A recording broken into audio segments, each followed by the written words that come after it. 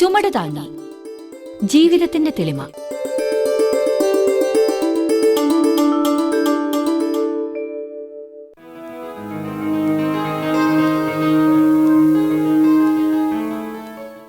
Mama, ഇന്ന് മുതൽ കാര്യങ്ങൾ കുറച്ച് മാറി മറിയാൻ സാധ്യതയുണ്ട്.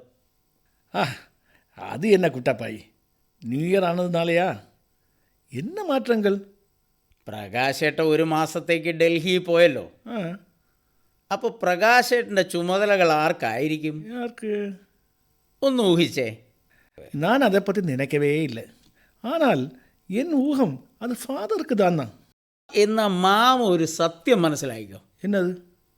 ഇവിടുത്തെ ഗ്രാമോദ്ധാരണ ട്രസ്റ്റിൽ ഫാദറിന് മെമ്പർഷിപ്പ് ഇല്ല. ஓஹோ, ഫാദർ അതിൽ ക്ഷണിക്കപ്പെടുന്നൊരംഗം മാത്രമാണ്.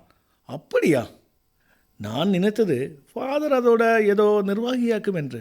ഭാരവാഹി അല്ലെങ്കിലും ഫാദറിന് വലിയ സ്ഥാനം തന്നെയാണ് ഉള്ളത്. ഫാദറിനോട് ആലോചിക്കാതെ ആരും ഒന്നും ചെയ്യില്ല, ஆமாம் ஆமாம். പണിക്കര് സാറ് പോലും. പക്ഷേ ഇനി അതിനൊരു മാറ്റം വന്നേക്കാം. இனி மாற்றம் வர்றதுக்கு என்ன காரியம்? இங்கே எல்லாமே பழையது போல தானே. പഴയതുപോലെ ആവണമെന്നില്ല മാമ. പുതിയൊരു കഥാപാത്രം വരുന്നു. அது யாரு? புதுசாக வந்தவன். எதற்காக அப்படி ஒருவர் வருவது? പ്രകാശേട്ടൻ പോയതിന് പകരം താൽക്കാലികമായാണ് വരവ് എന്നാണ് കേൾക്കുന്നത്. ஓஹோ, പക്ഷേ സ്ഥിരമായേക്കാം. அப்படியா? ஷே, நீ இந்த மாதிரி விஷயத்தை நீட்டாம കാര്യത്തെ மட்டும் சொல்லுப்பா. പണിക്കര് സാറിൻ്റെ മൂത്ത മകൾ അന്നപൂർണ ചേച്ചി കോളേജ് ലെക്ചറായിരുന്നു. രാജിവെച്ച് ഇപ്പം സാമൂഹ്യ പ്രവർത്തനം നടത്തുന്നു. കടുകിട വിട്ടുവീഴ്ച ചെയ്യാത്ത പുലിയാ പുലി. അനാമിക ചേച്ചിയൊക്കെ വിറയ്ക്കും. പ്രകാശേട്ടൻ ഏകദേശം പിടിച്ചു വയ്ക്കും.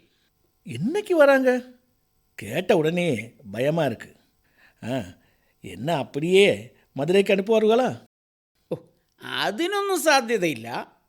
എല്ലാവരുടെയും ജാതക സഹിതം പഠിച്ചിട്ടാണ് ഇങ്ങോട്ടുള്ള വരവ്. ஒரு விஷயம், நான் எதற்காக பயப்பட வேண்டும்? நான் இந்த வீட்டுக்கு வெளியார் தானே. മാമനെ പിടിച്ച് പണിക്കര് സാറ് ട്രസ്റ്റിൽ മെമ്പറാക്കിയില്ലേ? ஆமாம் ആജീവനാന്ത മെമ്പർ. ஆமாம். മിക്കവാറും പേടിക്കേണ്ടി വരും. என்னைக்கு வரும் இந்த பூதம்?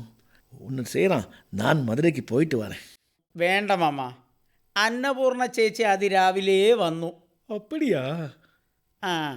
ചെറിയൊരു ഉറക്കം കഴിഞ്ഞ് 11 മണിക്ക് എല്ലാവരെയും കാണണം എന്ന് പറഞ്ഞിട്ടുണ്ട്. ഒന്ന് തയ്യാറായി ഇരുന്നോളൂ. கடவுளே, ஓய், எனக்கு என்ன? எனக்கொன்றும் கிடையாது குட்டப்பாயி. அவ்வளோ கெட்டிக்காரியா? ஓய்,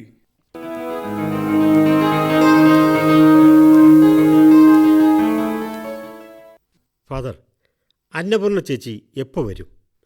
ഞാനിപ്പോൾ ചേച്ചിയെ കണ്ടിട്ട് 10-15 കൊല്ലമായി. ഞാൻ കണ്ടിട്ടേയില്ല ഗംഗാധര. ഉടനെ എത്തുമെന്നാണ് പറഞ്ഞത്.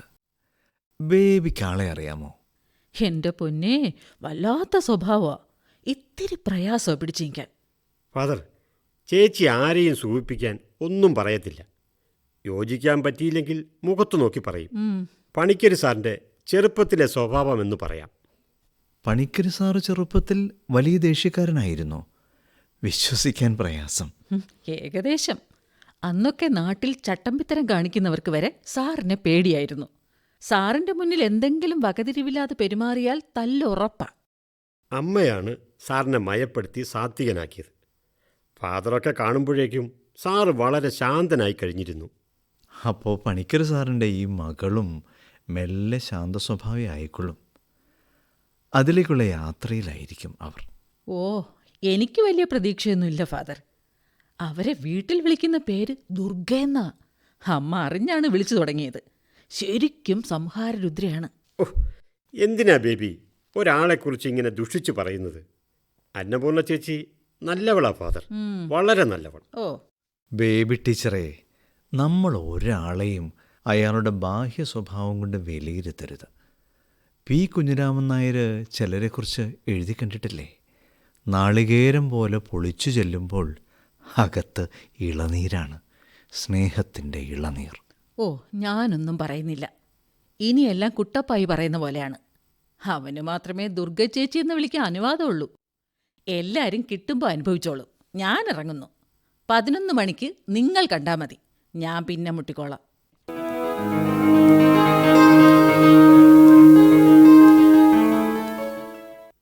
ആ ഫാദർ, ഞാൻ അന്നപൂർണ. കുട്ടപ്പായി പറഞ്ഞു കാണുമല്ലോ അല്ലേ? ഗംഗാധര, നീ ആകെ മാറിയെന്ന് കുട്ടപ്പായി പറഞ്ഞു. പഴയ ചീത്ത കൂട്ടുകെട്ടൊക്കെ വിട്ടോ?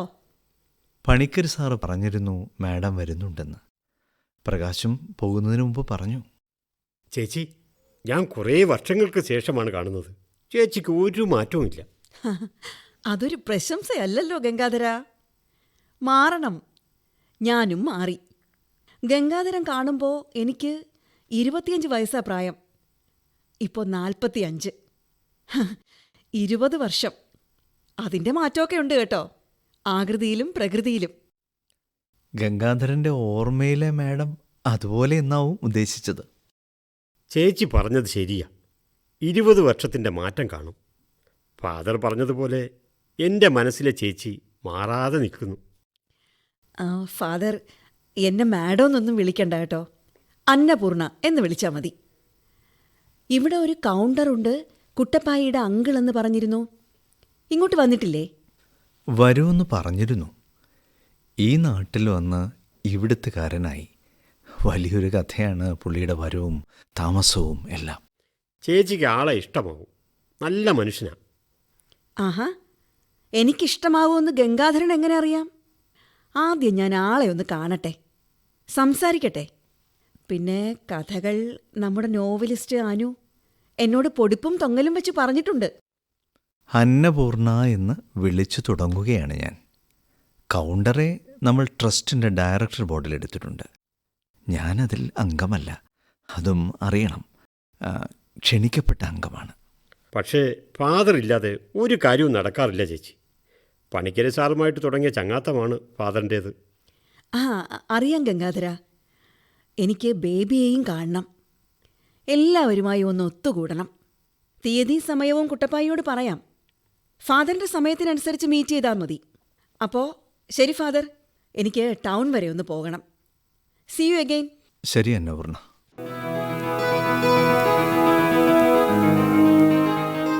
ഇപ്പോൾ കേട്ടത് ചുമട് താങ്ങി, ജീവിതത്തിന്റെ തെളിമ.